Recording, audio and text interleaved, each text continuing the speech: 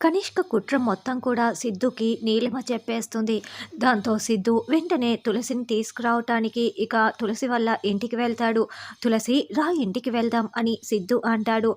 అది కాదు బాబు, మీ నాన్న వాళ్ళు 10 లక్షలు ఇస్తే కానీ ఇంట అడుగు పెట్టడానికి వీల్లేదని చెప్పారు. మా దగ్గరేమో అంత డబ్బు లేదు. మరి ఇప్పుడు తులసి ఎలా వస్తుంది అని తులసి అమ్మ నాన్న అనడంతో, అదంతా నేను చూసుకుంటాను తులసి, నువ్వు వస్తావా లేదా అని సిద్ధు అంటాడు.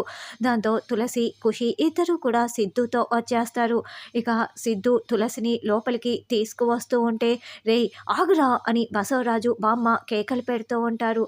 అది మా దగ్గర 10 లక్షలు తీసుకువెళ్ళింది. 10 లక్షలు ఇస్తేనే అది ఇంట్లో అడుగు పెడుతుంది, లేకుంటే అది ఇంట్లో అడుగు పెట్టడానికి వీల్లేదు అని బసవరాజు గట్టిగా అరుస్తూ చెప్తూ ఉండటంతో వెంటనే సిద్ధు 10 లక్షలు తీసుకొచ్చి, ఇదిగో మీరిచ్చిన 10 లక్షలు ఇదిగో ఇక్కడే కాఫీ టేబుల్పై పెట్టాను, లెక్క సరిగ్గా ఉందో లేదో మీరే చూసుకోండి. ఇప్పుడిక తులసి ఇంట్లో అడుగు పెట్టచ్చు కదా, ఈ 10 లక్షలు ఇచ్చినందుకే కదా మీరు తులసిని ఇంట్లో నుంచి పంపించేశారు.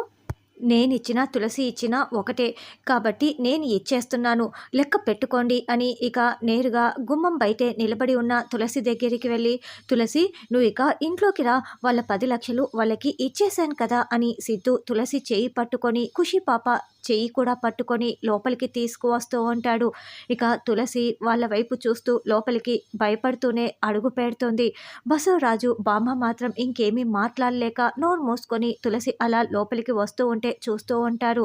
కనిష్క మాత్రం ఏంటి ఈ సిద్ధు 10 లక్షలు ఇలా ఇచ్చేసి తులసిని ఇంటికి తీసుకువచ్చాడే అని మండిపడుతూ చూస్తూ ఉంటుంది. సిద్ధు మాత్రం చాలా సంతోషంగా తులసి ఖుషిని లోపలికి తీసుకువెళ్తాడు. అమ్మయ్య, ఈ కనిష్క అయితే ఈ ఇంటి కోడలుగా అస్సలు రాకూడదు. తులసి ఇంటికి వచ్చేసింది కదా, ఈ కనిష్కని నేను ఒక కంట కనిపెడుతూనే ఉండాలి అని నీలిమ చాలా సంతోషపడుతూ ఉంటుంది. ఇప్పటికైనా తులసి సిద్ధు మంచితనాన్ని అర్థం చేసుకొని సిద్ధుకి దగ్గర అవుతుందా అన్నది రానున్న ఎపిసోడ్లో తెలుసుకుందాం.